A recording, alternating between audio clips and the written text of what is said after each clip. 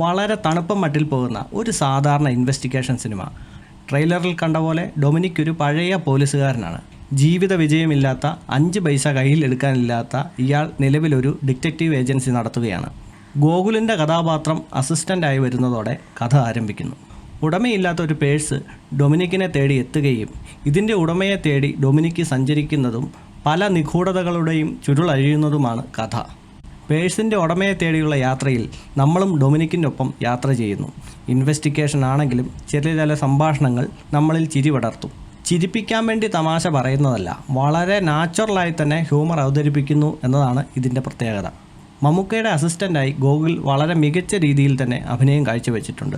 ആദ്യം പറഞ്ഞ പോലെ വളരെ വേഗത്തിൽ പോകുന്ന ഒരു സിനിമയല്ലിത്. സീൻ ബൈ സീനായി വിലയിരുത്തി ഡൊമിനിക് എന്ന ഡിറ്റക്റ്റീവിനൊപ്പം വളരെ സമാധാനമായി സഞ്ചരിക്കാൻ താല്പര്യമുള്ളവർക്ക് ഈ സിനിമ വളരെ മികച്ചതും, അതേസമയം മമ്മൂക്കയുടെ സ്റ്റൈലിഷ് ആയിട്ടുള്ള ആക്ഷൻ രംഗങ്ങളും പെട്ടെന്ന് സീനുകൾ മാറി മാറി വന്ന് പ്രേക്ഷകരെ മുൾമുനയിൽ നിർത്തുന്ന ത്രില്ലർ സിനിമയും ആഗ്രഹിച്ചു പോയാൽ നിരാശയായിരിക്കും ഫലം.